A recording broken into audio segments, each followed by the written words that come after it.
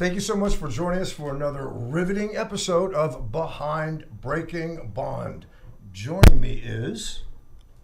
First of all, let me get used to these new surroundings here. Fancy stuff, right? I feel like the Jeffersons. We're like moving on up here. You know, We've moved on up to this big deluxe studio here. In the sky. Andy Kahn, Director, Victim Services, Victim Advocacy, Crime Stoppers. Introduce yourself, Sydney. Sydney Zeiker, Director of the Safe Community name. Institute at Crime Stoppers. Oh, I'm sorry. Introduce yourself, complete stranger who I've Hi, never met. I'm Sydney. I am the Director of the Safe Community Institute at Crime Stoppers, and I'm honored to be here for your first, whatever this is. We are so glad you could make it because, this is pretty fancy. I'm not really sure about being on the show with Andy. I'm used to being here when he's gone. Right. So this is a little strange. Last for week, me. she was you. Did you do something last week? I thought you were stuck in a puddle. We did this pre-puddle. We did, we went ahead and we taped Behind Breaking Bond before I went to Galveston to deal with weather. It's my favorite thing to report on. Did you find a puddle or like a branch? Oh, man, the wind was blowing. It was pretty. I should have sent you with well. galoshes or something. Right. Yeah. Right. I got to get some new rain boots. What are we talking about today, Mr. Carr? So, we're going to talk about the horrific murder of 12-year-old Jocelyn Nungaray, which has touched the lives of so many people, not just in Houston, but all over the country. This is national news. I'm going on Nancy Grace tomorrow to talk about this case. And I think Jocelyn basically has become everyone's daughter, everybody's sister, everybody's niece, everybody's granddaughter.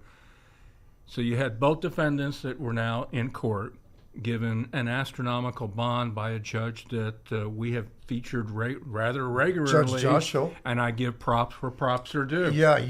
Judge Josh Hill was $10 million and... So the DA's office originally asked for a $1 million bond. And of course, that sparked a lot of concern. Right. And rightfully so. How can you grant a bond? They're charged with capital murder. How can you give somebody a bond like that? Because that's the one charge you can deny bond, capital murder. Correct. Absolutely. But Judge Hill, much to his credit, actually, and I've not seen this, which is why like I said, he took the $1 million bond request and made it $10 million bond. But the bond was really inconsequential anyways because you had an ice hold on him. Right. So no matter what the amount of bond was, they ain't going nowhere. For folks that aren't clear on that, what does that mean if they have an ice hold on them? That means there's a detainer. Am I correct, Sydney? You deal with detainers, right? It essentially means that they can't be released because there's a hold by ICE. So even if they make bond, they're not going to just be roaming in our community. Well, and wouldn't they obviously be flight risks? I mean, come on, that would... I mean, that's been the argument, and I think that was the original question since capital murder is the one charge that you can deny bond, what are the parameters around that? And I think it's been kind of confusing on the specifics of the situation. So I think it's important for us to educate on the parameters around that and look forward into maybe even next legislative session and what could be done for that. So what could you do? So, and again, I'll age myself because I actually go back on this issue back to 1993. 1993, there were no capital murders for anyone who murders a child. I actually worked with a member of Parents of Murdered Children. God bless her name is Terry Jeffers. And her 3-year-old son was killed by her ex-husband while she was on the phone with him. That was absolutely horrifying. And much to her credit, she actually recorded.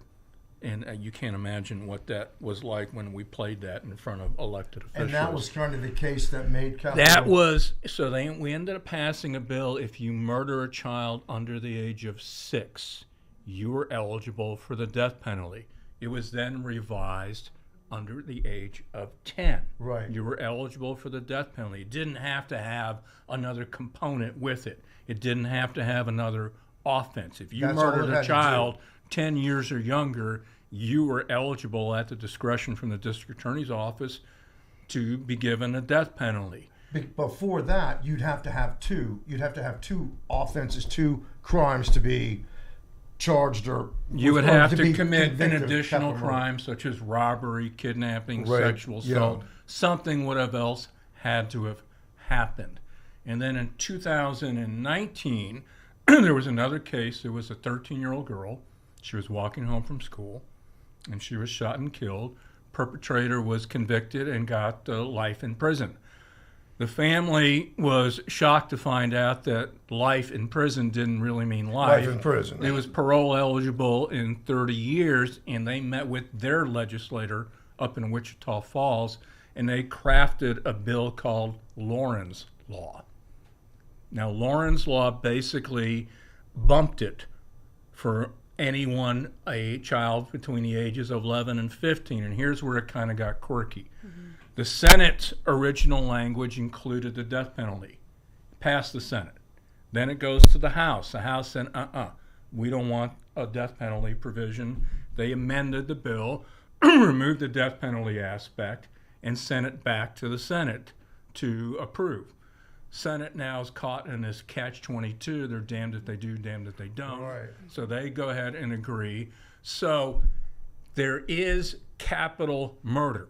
The maximum sentence is life without parole.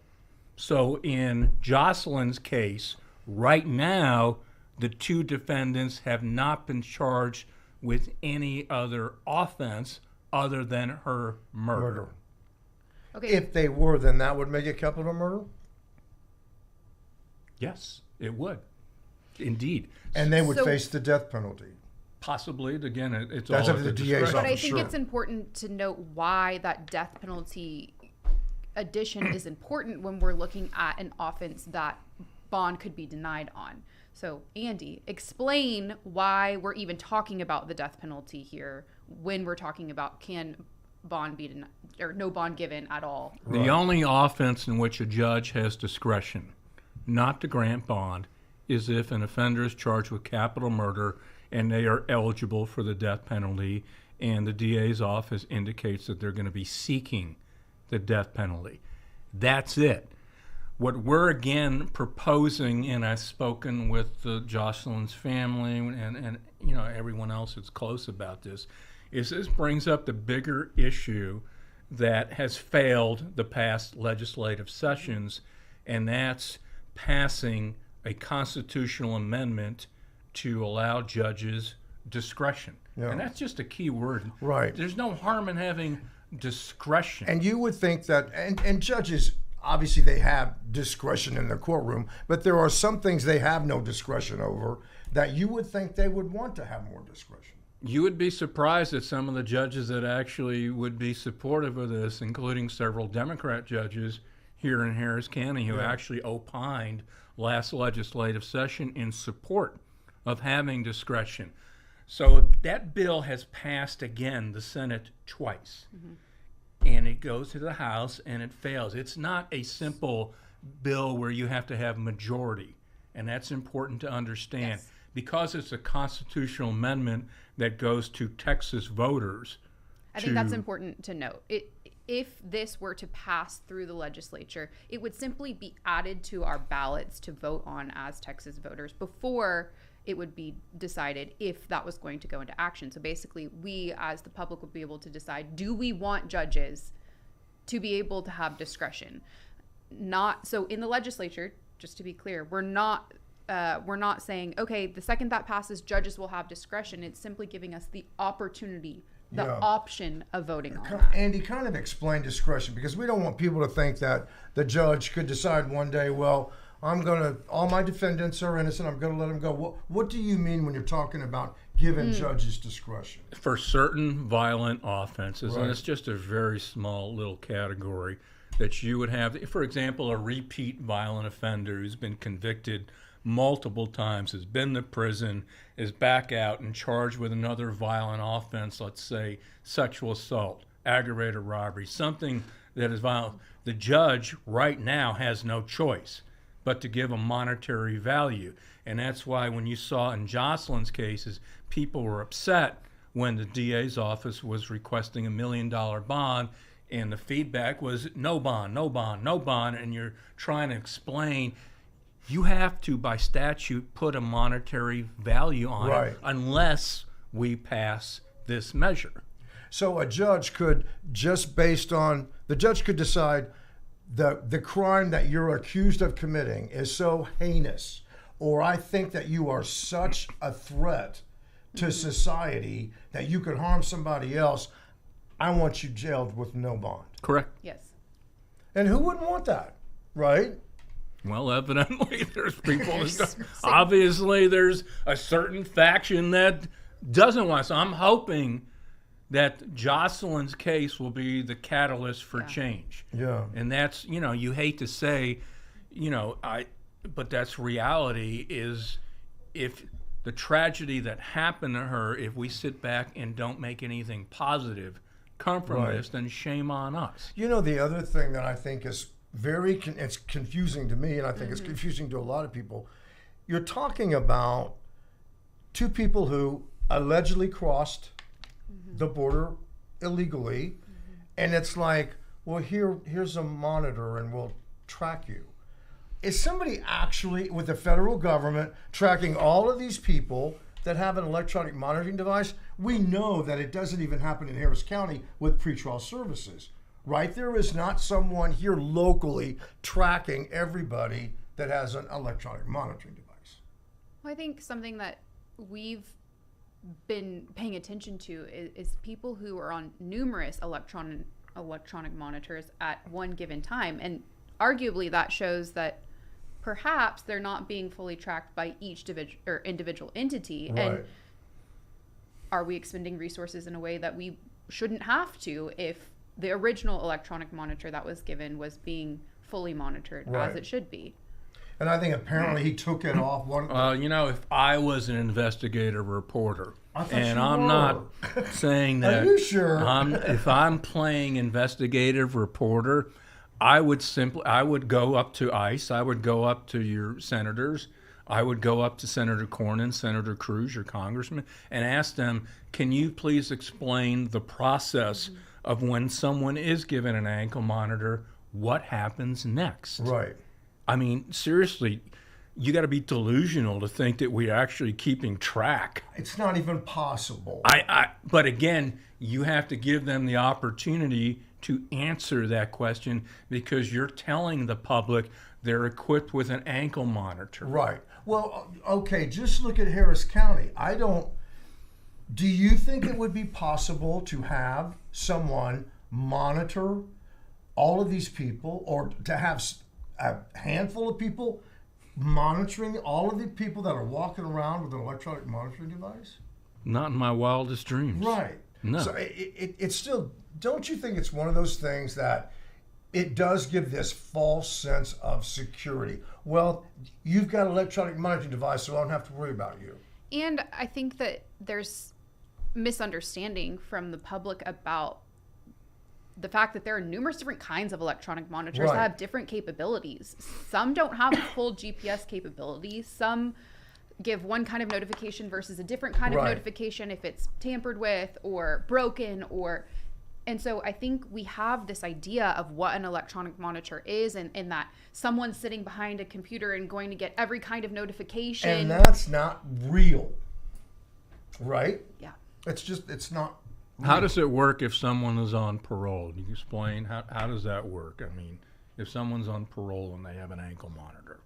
It depends on the kind of ankle monitor, but essentially now with our new tampering law, if it's cut, you'll receive a notification that it's been tampered with. Something that is interesting to look at is how far do our local laws reach if someone cuts their ankle monitor and is transported across the border, or finds himself across even state borders. Right. Can we uphold our laws and bring them back and charge them with our crimes? That's an excellent question, because what if the defendant or the parolee goes to Oklahoma, they don't have any, I don't know what their law is there, but let's say they have no law regarding an electronic monitoring device, then what does that mean? Then are they under our jurisdiction? Are they under Oklahoma's jurisdiction? What do we do with that?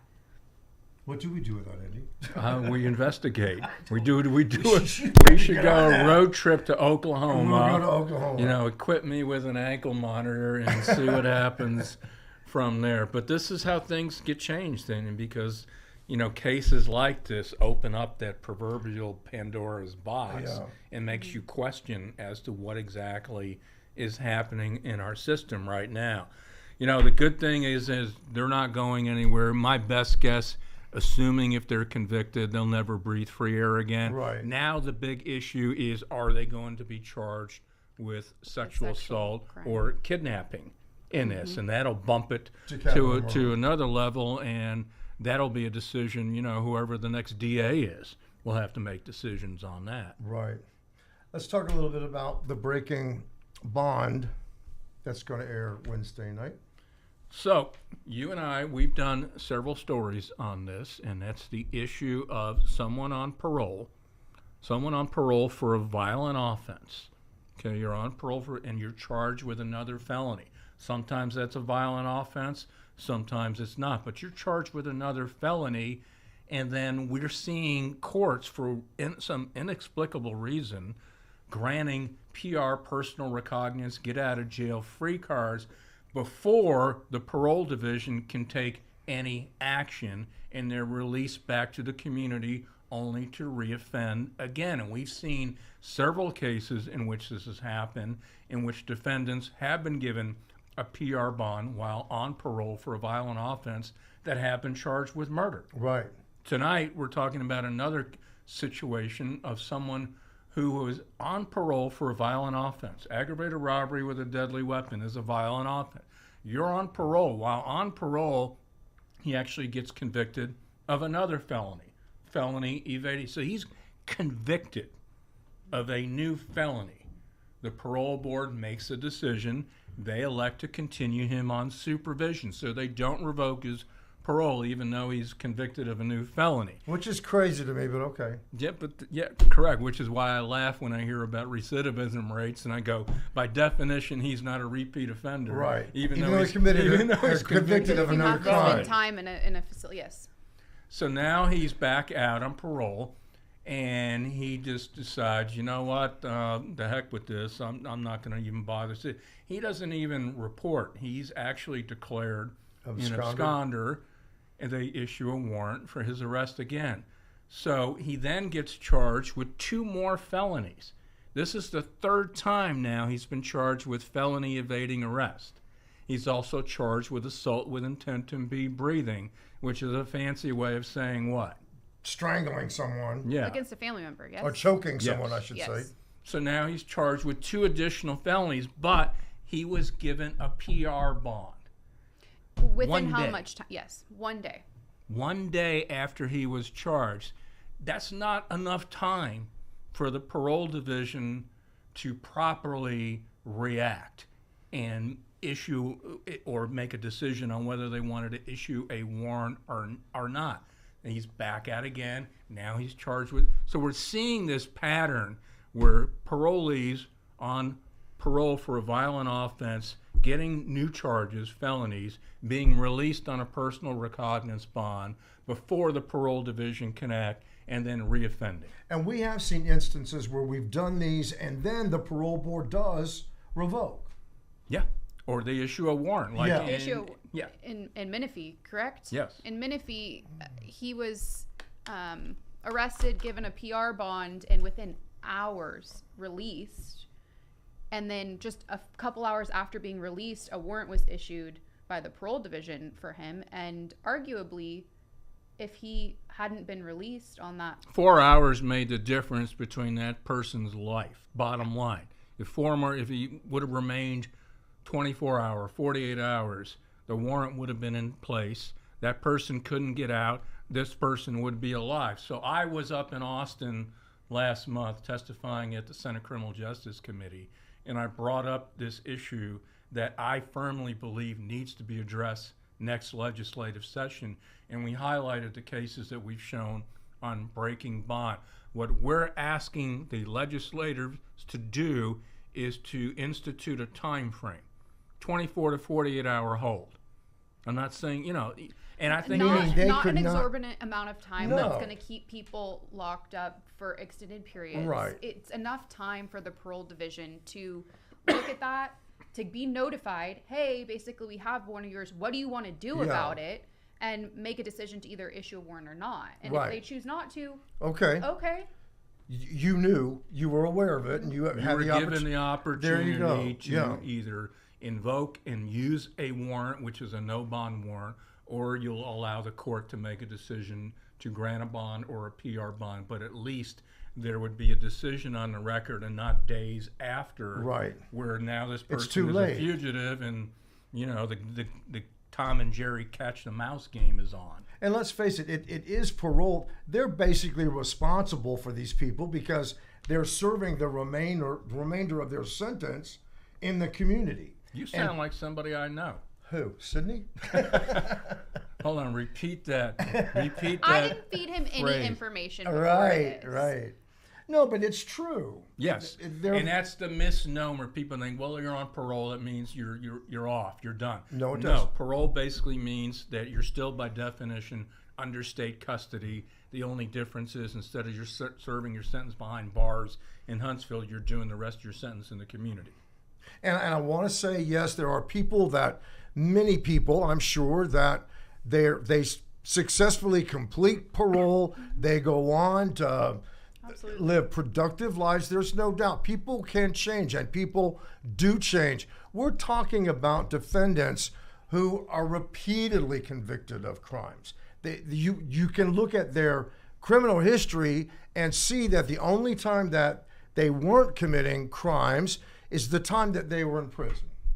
Yes, that's what we call that time gap. Notice the time gap between offenses. There's a reason there's a time gap. You couldn't commit crimes because you were locked up. Right. Hey, Right. there's a viewer question for you. Okay. Wait, here it is, right I here. probably won't be able to answer. It's a viewer. The viewer asks, would you mind asking Randy Wallace if he's ever had a mustache and or a beard? I've had a mustache. Really? Yeah. Back in like the 80s. So is he. Yeah. That's not the viewer question. The viewer Well, the question, Sydney reveal is that you have. Yeah. Also, you used to have really nice, flowy hair. I don't know what happened. Here's another question a viewer question for Sydney Zeiker. Have you ever been a blonde? No, I have not. I got highlights once, and they were not it for me. Yeah, you're too dark complected. And my hair is very dark, and And it so just if gets you have darker. more viewer questions, that are really probing and pertinent to that, please we do want please to let hear us them. know. So we're talking about this guy tomorrow on, and again, the only reason this is discovered because I'm one of these. I can't. Am I technical in nature? Would you say? No, How do you think I find these? I don't think that What would you call for it? the air. You're very detailed. Particular. Yeah. I don't know. You're a dog with a bone. Nobody gives them to me and says, "Hey, you need." Everything that we find is public and Information. available. That's right. And that's the beauty of this, and that's why no one can say, "Well, you got it wrong." Yeah. Or this, you're Everything saying it on wrong. Breaking Bond is Everything. driven by court documents. It's information that if you wanted to get yourself, you can. So we just kind of bring it to you so you don't have to worry about it. Are you going to bring any cases to Breaking Bond? Well, I think I brought quite a few. No, seriously, if you're out there and you're watching this and you have a case that you want us to look at, we've had many. Yeah, seriously, people have reached out to say that, they have a loved one that's been a victim of or even has been killed by someone that was a repeat violent offender that was free on bond at the time. This is And true. it's still a big issue here, and I hope people realize that this is something that keeps going on, and we're going to keep reporting on it until it stops. I'll tell you what, we're going to continue, especially we got these new fancy digs, which means we must be really good. Oh, right? I don't know about that, but Remember when I put down we were canceled right? and people went. Yeah, We're gonna be canceled if you don't wrap it up. That's so. right. Hey, Raymond's doing it. There's this signal right here for those that don't know. shut It's up. technical language meaning Be quiet. Hey, thank you so much for joining us. We really appreciate you watching. And remember, be kind to yourself and everyone else.